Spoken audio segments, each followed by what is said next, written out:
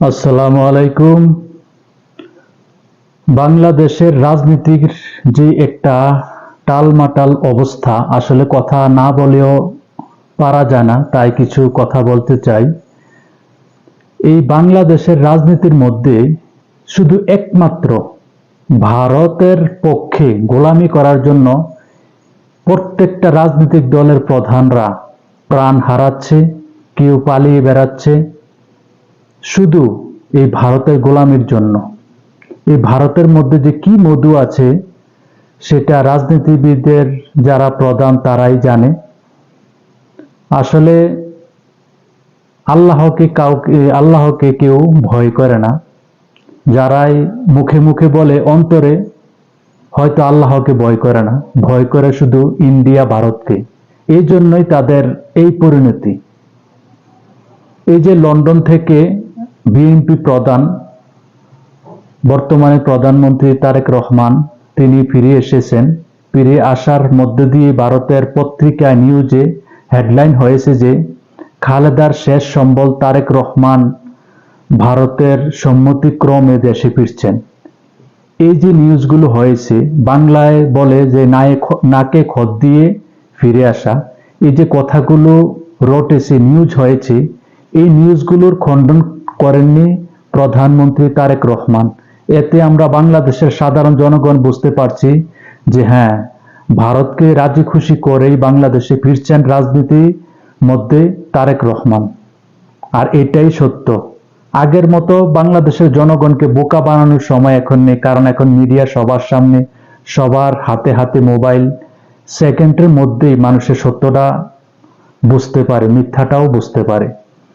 এই জন্য বলছি, যেমন শেখ মুজিবুর রহমান থেকে এই পর্যন্ত, শেখ মুজিবুর রহমান ভারতের গোলামি করতে গিয়ে পৃথিবী থেকে বিদায় নিয়েছেন, শুধু একমাত্র ভারতের গোলামি করতে গিয়ে।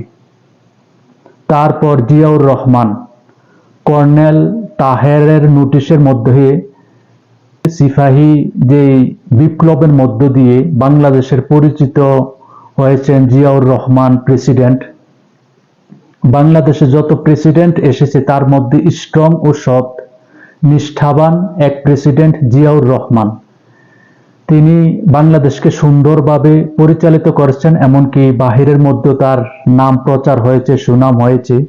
কিন্তু জিয়াউর রহমানেরও কিছু ভুল আছে, যেমন যারা বাংলাদেশের পেসিস্ট থেকে মুক্ত করার চেষ্টা করেছেন, এমনকি বাংলাদেশকে মুক্ত করেছেন মেজর ডালিম, কর্নেল রশিদ, আরো এরকম যারা বাংলাদেশকে বাকশাল থেকে মুক্ত করেছেন, তাদের সাথে কথা দিয়ে কথা রাখেনি। বিশ্বস্ত লোকগুলোকে দূরে সরিয়ে দিয়ে চিটার, বাটপার, বিশ্বাসঘাতকতা যে মঞ্জু, এরশাদুর রহমান, তাদেরকে তিনি কাছে রেখেছিলেন।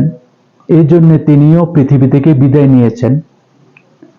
আর জিয়াউর রহমান, তিনি প্রেসিডেন্ট, এই আওয়ামী লীগকে রাজনীতি করার সুযোগ সুবিধা দিয়েছিলেন। শেখ হাসিনা আসার কিছুদিনের মধ্যেই তিনি পৃথিবী থেকে বিদায় নিয়েছেন। তারপরে প্রেসিডেন্ট হলেন বেগম খালেদা জিয়া। তবে বাংলাদেশের মধ্যে আমার পছন্দ মতো নেত্রী একমাত্র বেগম খালেদা জিয়া, তিনি ভারতের গোলামি করেন নাই। এই জন্য তার জন্য অনেক অনেক দোয়া। আসলে তার মতো নেত্রীর প্রয়োজন বাংলাদেশে।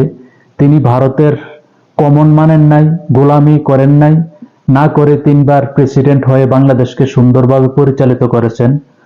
তারই সুযোগ্য পুত্র তারেকুর রহমান, তিনি এখন বর্তমানে যে প্রধানমন্ত্রী হয়েছেন, তিনি ভারতকে রাজি খুশি করার জন্য যেই বিপ্লবের মধ্যে ফ্যাসিস্টবাদ, আওয়ামী লীগ প্রধানমন্ত্রী সাবেক শেখ হাসিনা, তার হাতে লেগে আছে রক্তের স্রোত।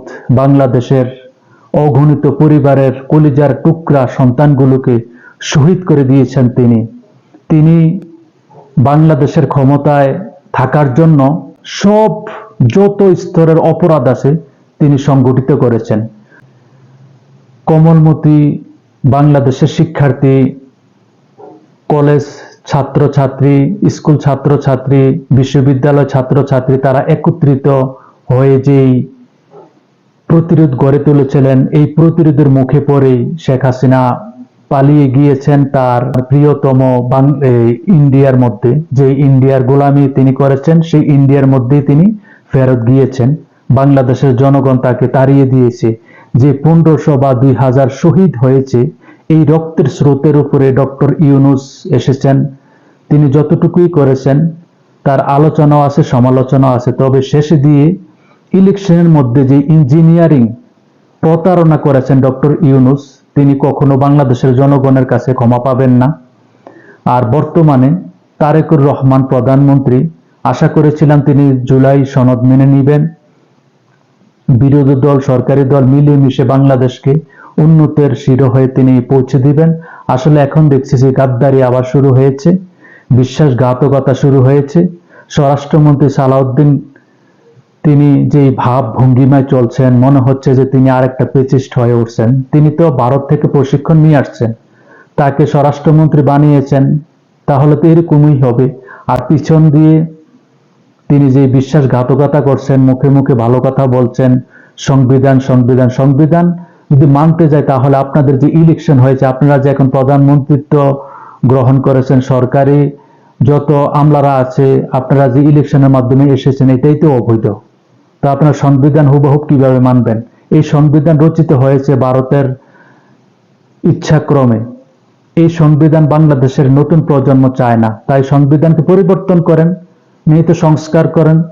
আপনারা কোনোটাই মানছেন না। গায়ের জোরে আপনারা যে বিভাজন সৃষ্টি করছেন, বাংলাদেশে আবার একটা বিপ্লব হয়ে ওঠার সম্ভাবনা গড়ে তুলছেন। আপনারা, সরকারি দল, আপনারা দায়ী।